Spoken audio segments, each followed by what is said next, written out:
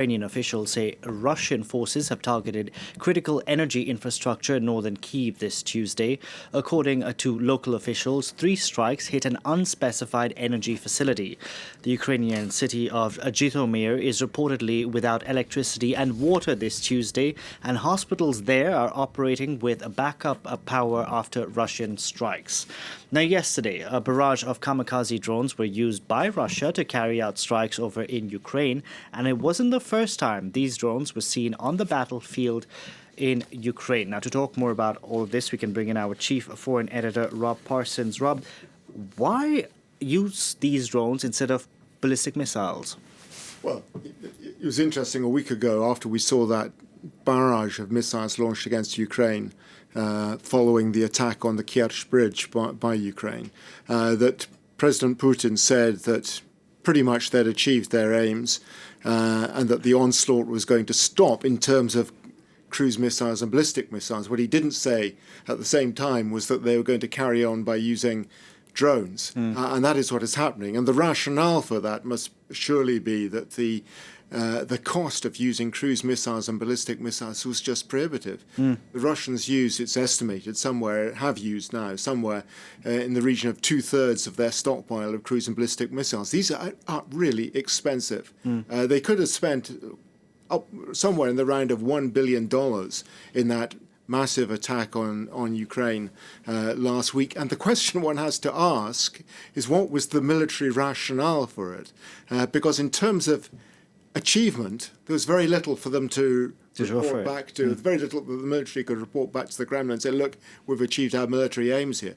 It hasn't made any difference at all to the battleground. So using drones is enormously more cheap, but allows the Russians to keep Ukraine under pressure, particularly the civilian population, because that, after all, does seem to be what the aim of all this is. It's quite clear that through these drone attacks, they're not going to change anything that's happening on the battlefield. The Ukrainians continue to press. The Russians continue to be on the back foot. But this allows Russia to put psychological pressure on the Ukrainian population. And I think, and this is perhaps even more important, allows the leadership in Moscow to say to the critics among the hardliners who say that Russia has not been taking this war to Ukraine enough, that it is failing in some sense, say, look, we're doing it. We're doing what you asked, even though when it comes to the crunch, despite the fact that 600 towns and villages around Ukraine on Monday were without electricity for part of the day,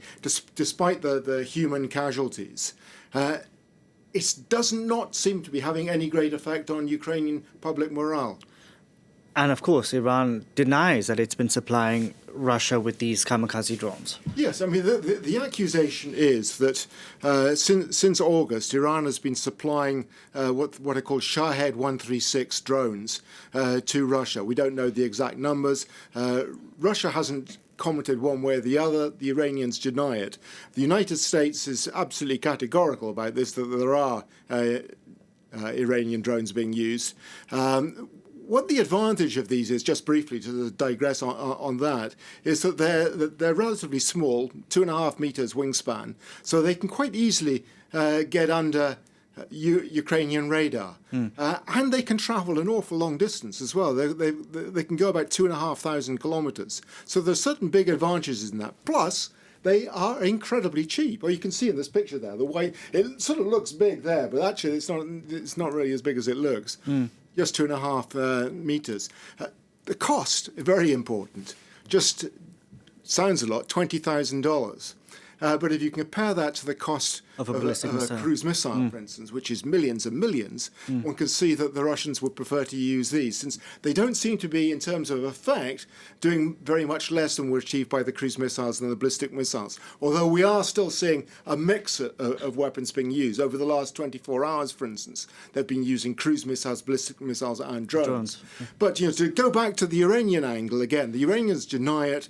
The European Union Foreign Policy Chief Joseph Borrell says that the European Union's looking into will introduce further sanctions against Iran if it's proven that Iran is involved. But I think one other aspect of this, which is very interesting, is what the Israelis are doing, what they're thinking about this, because The Russia-Iran axis is clearly a concern for Israel. We've seen it in Syria. Now we're seeing it in Ukraine apparently as well. The Israelis will be thinking, we don't want the Iranians to be test running their drones in Ukraine. So I think it's quite likely we're going to see greater involvement on the side of Ukraine through weapons supply, perhaps air defense, because the Israelis have a great deal of experience in air defense over the coming months. Something the Ukrainians have been asking for months now. So we'll see if there's any traction on that. Thank you very much for that, Rob Parsons, reporting that.